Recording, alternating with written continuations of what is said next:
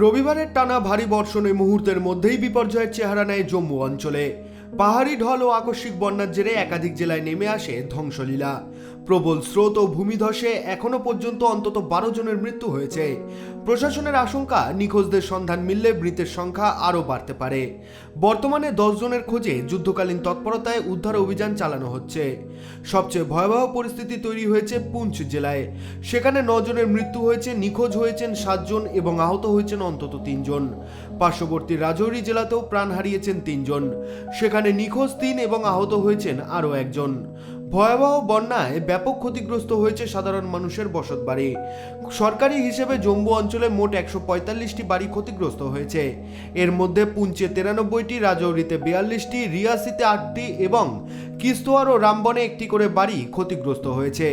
বহু পরিবার নিরাপদ আশ্রয়ের খোঁজে ঘর ছাড়তে বাধ্য হয়েছে। শুধু বসতবাড়ি নয়, মারাত্মক ক্ষতি হয়েছে শিক্ষা প্রতিষ্ঠান ও স্থানীয় পরিকাঠামোরও। পুঞ্চ জেলায় ক্ষতিগ্রস্ত হয়েছে 17টি স্কুল, 24টি ঐতিহ্যবাহী জলচালিত জাতা এবং 3টি দোকান। পাশাপাশি একাধিক এলাকায় বিএসএনএল ও এয়ারটেলের মোবাইল পরিষেবা ব্যাহত হওয়ায় ভেঙে পড়েছে যোগাযোগ ব্যবস্থাও। রাজৌরি জেলার অবস্থাও অত্যন্ত উদ্বেগজনক। বন্যার তোড়ে বেলা বাসস্ট্যান্ড ও চিলড্রেন্স পার্কের প্রায় 90% অংশ ভেঙে গিয়েছে। ক্ষতিগ্রস্ত হয়েছে একটি স্কুল এবং অন্তত 56টি যানবাহন। প্রায় 300টি পরিবার পানীয় জলের সংকটে পড়েছে বলে প্রশাসন সূত্রের খবর। কিস্তোয়ার জেলার চাত্রু তহসিলেও আকস্মিক বন্যার জেরে ক্ষতিগ্রস্ত হয়েছে একটি মসজিদ, একটি মাদ্রাসা ভবন এবং একটি দোকান।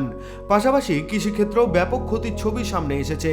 মোট 127 ক্যানাল কৃষিজমি বন্যার জেরে ক্ষতিগ্রস্ত হয়েছে, যার মধ্যে 92 ক্যানাল পুঞ্চে এবং রাজৌরিতে 35 ক্যানাল জমি রয়েছে।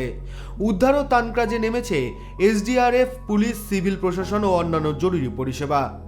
নিখোঁজদের খোঁজে চলছে লাগাতার তল্লাশি অভিযান। একই সঙ্গে ক্ষতিগ্রস্ত এলাকায় বিদ্যুৎ, পানীয় জল, রাস্তা ও যোগাযোগ ব্যবস্থা দ্রুত স্বাভাবিক করার কাজও শুরু হয়েছে। পরিস্থিতি নিয়ে উদ্বেগ প্রকাশ করেছেন জম্মু কাশ্মীরের লেফটেন্যান্ট গভর্নর মনোজ সিনহা।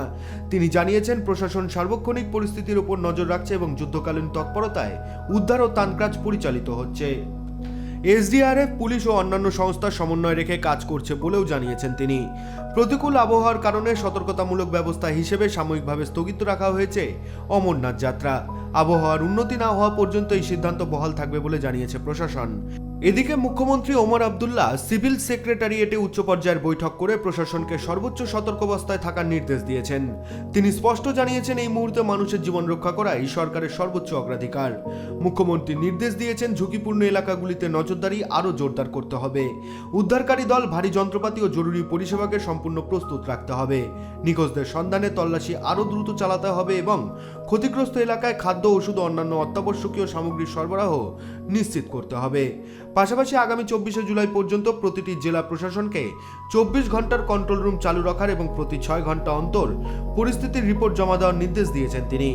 আবহাওয়ার অনুকূল থাকলেও সোমবার থেকেই মন্ত্রীরা ক্ষতিগ্রস্ত জেলাগুলি পরিদর্শনে যাবেন, যাতে দ্রুত ক্ষয়ক্ষতির মূল্যায়ন করে ত্রাণ ও পুনর্বাসনের কাজ আরও জোরদার করা যায়। तेज बारिश होने के साथ साथ यहाँ पर लोगों से एहतियात बरतने को कहा गया है। जो हिली एरियाज है जहाँ पर लोग ट्रैकिंग कर रहे हैं, उस हवाले से इंतजामिया की तरफ से एडवाइजरी आई है कि फिलहाल 24 जुलाई तक कोई ट्रैकिंग या कोई सफ़र इस तरह का ना करे जिसमें कोई इंसानी जान जो है वो ज़ाया हो सके। इसके साथ साथ आज हम देखेंगे, आज खुद मिनिस्टर्स की एक बड़ी टीम जो है इन इलाकों का दौरा करेंगे और यहाँ पर लोगों से मुलाकात करने के साथ साथ यहाँ पर राहत और रासायनिक जो है उस हवाले से बड़े पैमाने पर इकदाम जो है वो उठाए जाएंगे। आज दिन भर मौसम की क्या सूरत रहेगी, इस पर हमारी आज पहली नज़र रहेगी। आदिल डार, KTV बंगला, ग्राउंड जीरो, जम्मू कश्मीर से।